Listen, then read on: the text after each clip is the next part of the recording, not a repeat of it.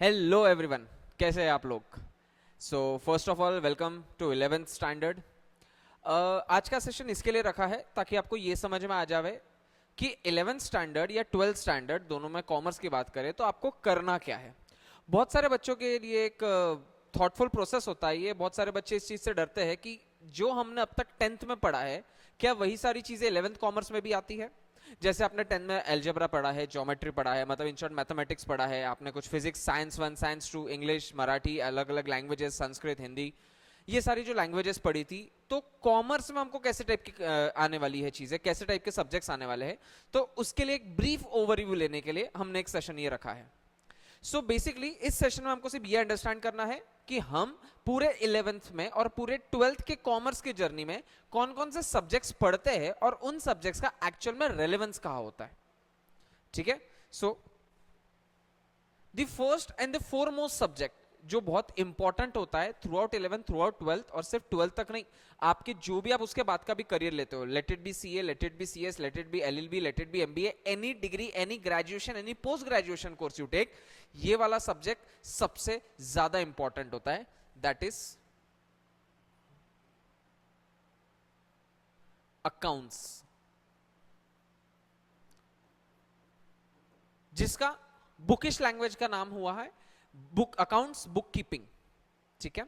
सो accounts एक subject रहेगा। ये सब्जेक्ट अगेन 100 मार्क्स का ही होता है। और इस सब्जेक्ट में आपको करना क्या है, तो जैसे हम देखते हैं, हम दिवाली में लक्ष्मी पूजा करते हैं। अब लक्ष्मी पूजा का मतलब ये तो नहीं है कि हम हमारी जेब के नोट निकालते हैं और उस नोट के ऊपर स्वस्तिक बना के उसकी लक्ष्मी की पूजा करते हैं।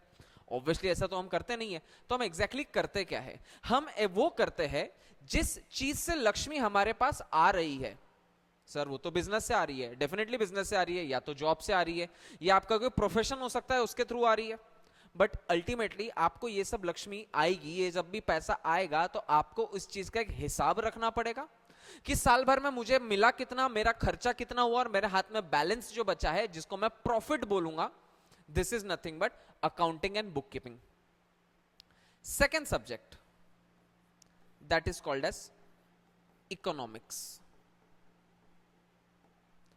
अगर अकाउंट्स को मैं king of all the subjects बोलूंगा तो economics is queen of all the subjects.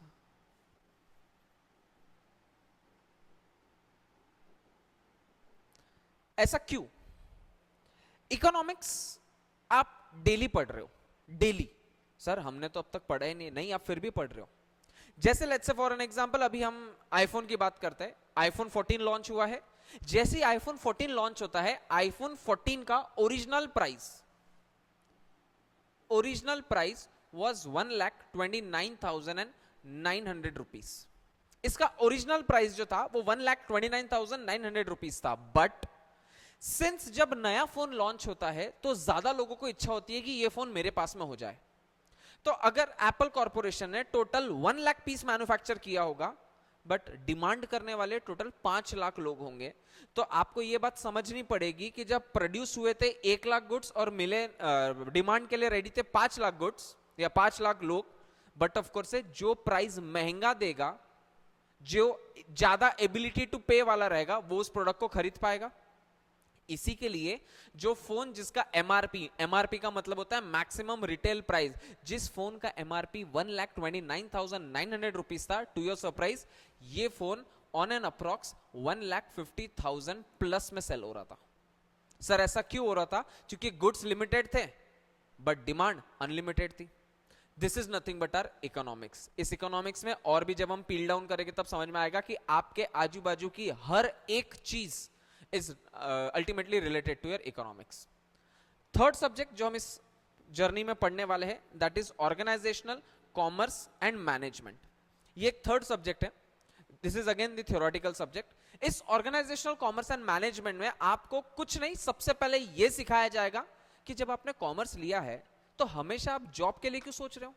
आपकी मेंटालिटी चेंज करने की कोशिश की जाएगी कि आप job, yes it is one of the very good options, but it is just one of the options. आपके पास में इसके अलावा भी बहुत अच्छे अच्छे ऑप्शंस है। जैसे क्यों ना आप सिविल सर्विस ट्राई करो, क्यों ना आप बिजनेस ट्राई करो, क्यों ना आप प्रोफेशन ट्राई करो। सर तो बिजनेस और प्रोफेशन अलग अलग होगा? यस डेफिनेटली अलग अलग होगा। बिजनेस मतलब जिसमें आप गुड्स में डील करते हो, प्रोफेशन मतलब जिसमें गुड्स नहीं, आपका गला या आपकी सर्विस ही सब कुछ होता है। Example doctor, example lawyer, example teacher. एक और होता है जिसका नाम होता है वोकेशन। क्या होता है सेकंड इसमें जाएंगे, बट ये बात समझ लो कि इस पूरे सब्जेक्ट में हमको ये सिखाया जाएगा कि job is not the only solution to your life. आपके पास में इसके अलावा भी ऑप्शंस है। और सिंस अगर आपने ऑप्ट किया है कि आपको बिजनेस या प्रोफेशन करना है, तो बिजनेस और प्रोफेशन रन करने के लिए आपको क्या क्या चीजों की जरूरत पड़ेगी, कौन कौन से प्रैक्टिकल एप्लीकेशंस की नीड पड़ेगी, ये सारा हमको ओसीएम ये सब्जेक्ट दिखाएगा। इसके अलावा एक और सब्जेक्ट रहेगा, फोर्थ सब्जेक्ट, जिसका नाम रहेगा सेक्रेटरियल प्रैक्टिस। सेक्रेटरियल प्रैक्टिस ये सब्जेक्ट में आपको ये बताया जाएगा कि जो भी बड़ी बड़ी कंपनीज है, आप कोई भी कंपनी ले लो, आप रिलायंस ले लो, आप टाटा ले लो, आप बिरला ले लो, any XYZ company you take, चाहे वो कंपनी इंडिया की हो चाहे वो कंपनी फॉरेन की हो, वो कंपनी रन कैसे होती है, उस कंपनी में शेयर होल्डर कौन होता है, ये वर्ड तो आपने बहुत बार सुना होगा, शेयर होल्डर क्या होता है, उस कंपनी में काम करने वाला आदमी कौन है। आपको लगेगा सर काम करने वाला आदमी कौन है, वो तो एम्प्लॉय है। नहीं, मैं वो काम करने की बात नहीं कर रहा हूं, मैं तो उन लोगों की बात कर रहा हूं जो कंपनी को रन करते हैं, जिनको हम प्यार से डायरेक्टर्स बोलते हैं। तो सर कितने डायरेक्टर्स होते हैं, कौन कौन डायरेक्टर होते हैं, क्या डायरेक्टर ही उसके ओनर होते हैं? आपको तो ये लग रहा होगा कि डायरेक्टर ओनर होता है, नहीं, नहीं होता है। ये सारी चीजें हमें एसपी सेक्रेटरियल प्रैक्टिस में समझाया जाएगा। इसके अलावा एक और सब्जेक्ट रहेगा जिसका नाम है टेरर, जस्ट किडिंग, जिसका नाम है मैथ्स। अब मैथ्स, बट ऑफ कोर्स आपको पता है मैथमेटिक्स क्या होता है, वो आपको कोई बताने की जरूरत नहीं, कोई नया सब्जेक्ट नहीं है आपके लिए। और इसमें भी अगेन सेम वैसा ही होता है जैसा आपके इसमें अलजेब्रा ज्योमेट्री हुआ करता था, यहां पर भी सेम रहेगा, मैथ्स 1 एंड मैथ्स 2। मैथ्स 1 और मैथ्स 2 जो भी रहेगा, इसमें जो चैप्टर्स अभी तक आपने पढ़े थे थ्योरेटिकल या थ्योरम्स वाले, ऐसा कोई चैप्टर नहीं होता है, ना ही इसमें कोई ट्रिग्नोमेट्री होता है। यस, टू योर रेस्क्यू, कोई भी टाइप का ट्रिग्नोमेट्री इसमें नहीं होता है। Full 11th and full 12th की बात कर रहा हूं। ट्रिग्नोमेट्री से आपका छुटकारा पा चुके हो, अब आपकी मुक्ति हो चुकी है। इसमें कुछ अलग टाइप के चैप्टर्स रहेंगे, permutations, combinations, set, relation, series, ये सारे कुछ चैप्टर्स रहेंगे। और एक और इसमें हेल्प ये होती है कि अगर किसी स्टूडेंट को लगता है कि सर यार मैथ्स तो बड़ा डर लगता है, मैथ्स से बड़ा टेरर लगता है, maths is nothing but maths is not a mathematics, it's mental abuse to humans, अगर आपको ऐसा लग रहा है तो मैं आपको बता दूं, there is a good news for you, आपको मैथ्स कंपलसरी नहीं है। अगर आपको मैथ्स नहीं चाहिए तो आप मैथ्स के जगह पे एसपी जो एक थ्योरेटिकल सब्जेक्ट है उसको आप ऑप्ट कर सकते हो। बट अगेन मैथ्स को जब आप छोड़कर एसपी की तरफ जा रहे हो तो इसका डिसीजन भी आपको इसके ऊपर लेना पड़ेगा कि आपको 12th के बाद डिग्री कौन सी चाहिए। अगर आपको 12th के बाद ऐसी डिग्री चाहिए जिसमें मैथ्स आता है तो आप मैथ्स छोड़ के एसपी में जाओगे, उसमें आपका फायदा नहीं होने वाला है। तो बट ऑफ कोर्स आपको मैथ्स लेना है या मैथ्स नहीं लेना है, उसका डिसीजन आप एक बार कंसल्ट कर लीजिए, या फिर अगर आपको ऐसा लग रहा है कि नहीं मुझे मैथ्स बहुत अच्छे से आता है, डेफिनेटली गो फॉर मैथ्स। इसके अलावा एक और सब्जेक्ट रहेगा इंग्लिश। सर इंग्लिश तो लैंग्वेज है, इंग्लिश तो आपने पहले लिखना चाहिए था, ये सब टाइम पास आपका 10th स्टैंडर्ड तक का हुआ।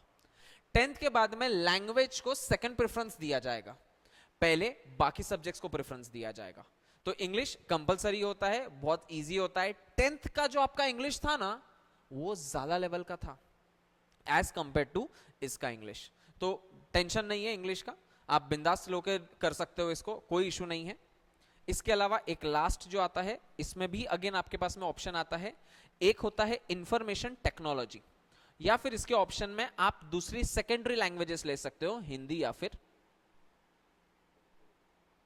मराठी। ऐसे करके कुल 7 सब्जेक्ट्स में आपका ये टोटल करिकुलम डिजाइन किया गया है, full 11th and full 12th I am talking about. और इसी तरीके से हमें इस पे प्रोसीड करना रहेगा। तो बस आज का यही एक इंट्रोडक्टरी सेशन था, ताकि आपको ये समझा दूं कि आपको इसमें करना क्या है। नेक्स्ट सेशन में हम हर एक सब्जेक्ट के बारे में थोड़ा ब्रीफ ओवरव्यू पढ़ेंगे, ताकि जब हम मिलेंगे 15th मई 2023 को। तो जब हम 15th मई को मिलेंगे, तब हम जब सब्जेक्ट पढ़ने को स्टार्ट करेंगे, तब ऑलरेडी आपको एक बेस रहेगा कि हम इस सब्जेक्ट में एग्जैक्टली पढ़ने के वाले हैं, ताकि आपको ये कंफ्यूजन दूर हो जाए कि हमने क्या तब तक जो 10th में पढ़ा था, क्या वही सब आगे कंटिन्यू होने वाला है। तो आपने 10th में से इसका मैथ्स एक सब्जेक्ट आपको सिर्फ नोन होगा, बाकी तो सारी चीजें आपके लिए अननोन ही थी। तो आई होप आपको ये एक बेसिक आइडिया क्लियर हुई होगी कि आप जब 11th में आने वाले हो, जब कॉमर्स लेने वाले हो, तो आपको किस तरीके से करना है और कौन कौन से सब्जेक्ट्स हमारे पास में रहने वाले हैं। हमारी जो बैच रहेगी 15 मई से, ये बैच हम दोनों मोड पे रहेंगे, ऑनलाइन भी रहेंगे और ऑफलाइन भी रहेंगे। जो बच्चे ऑफलाइन हैं उनको तो मैंडेटरी ऑफलाइन आना है, बट जो बच्चे ऑफलाइन नहीं आ पा रहे, सिर्फ ऑनलाइन अटेंड करना चाहते हैं, तो मैं उनको बता दूं ऑनलाइन बैच भी रहेगी, but online batch live batch रहेगी, रिकॉर्डिंग वाले कोई कॉन्सेप्ट नहीं रहेगा। जब भी बैच लाइव बोल रहा हूं, इसका मतलब यह होता है आपको एक लिंक दी जाएगी, उस टाइम पर आपको उस बैच में कनेक्ट करना रहेगा, और वो बैच कनेक्ट करने के बाद में आपको अपना कैमरा ऑन रखना पड़ेगा, क्योंकि मैं इसका रीडिंग आपके थ्रू ही करवाऊंगा, जिसकी आवाज सारे लोगों को जाएगी। तो मेक श्योर आप अपना कैमरा भी ऑन रखें, क्योंकि वरना मुझे नहीं पता चल रहा कि आप पीछे पबजी खेल रहे हो या सच में पढ़ रहे हो। ठीक है, चलो मिलते हैं 15th को। Till then Tata.